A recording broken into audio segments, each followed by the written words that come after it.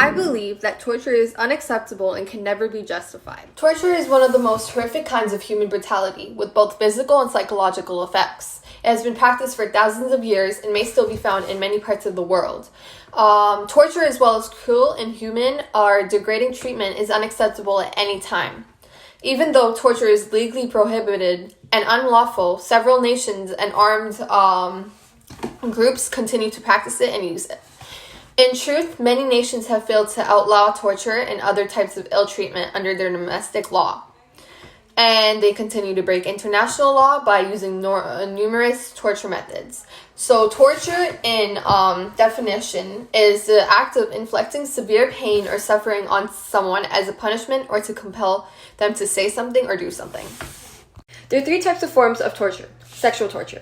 An example would be sexual violence, bruising, rape, or using any sorts of weapons. Physical torture. An example is pain caused by police when you're getting arrested in certain countries. Mental torture. Forcing yourself to stay up, which means sleep depriving.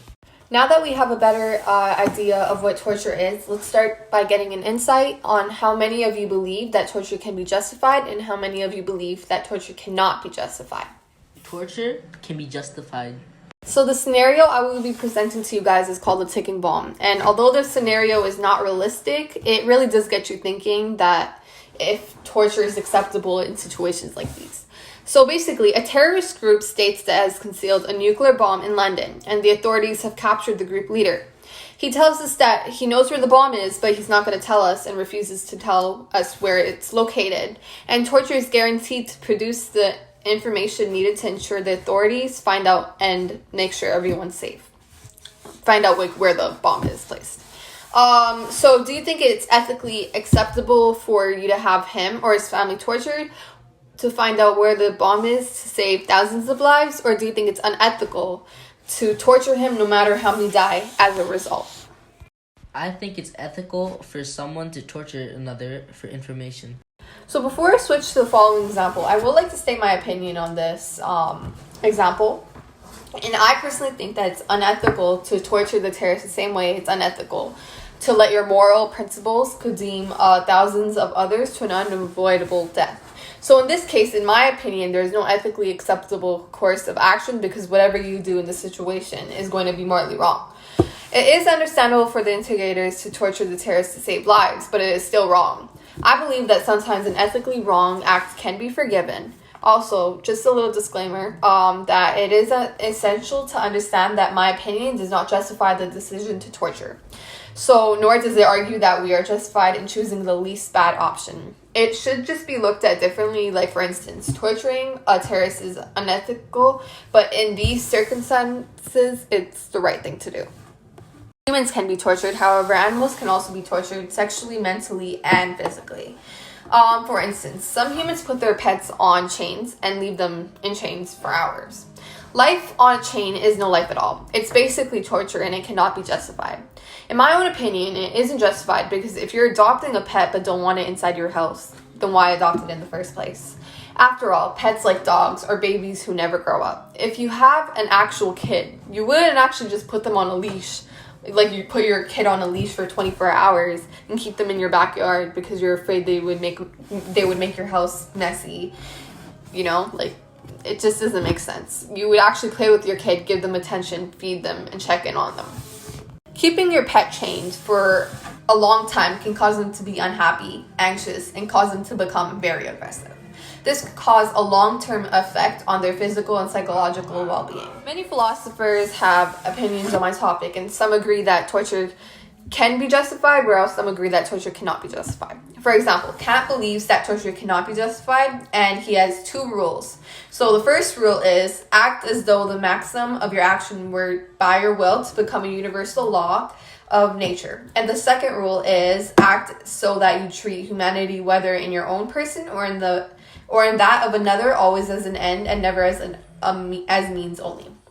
So torture cannot be justified under the first rule because we would not accept it being universalized and potentially used against ourselves.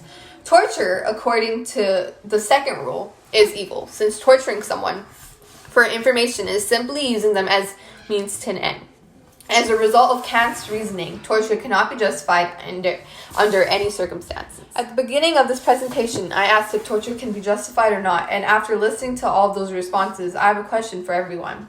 Why is it okay to torture ourselves and not others? An example of self-torture is looking at an old relationship picture the day after you get a divorce. Like, why is it normalized and why is it okay to listen to a sad song after a divorce or a breakup? Why is it normalized to deprive ourselves of sleep and starve ourselves to meet the beauty standards? At the end of the day, we are living humans as well. Although it may not be okay to torture ourselves, we still do it though. At the end of the day, majority of people torture themselves with negative thoughts.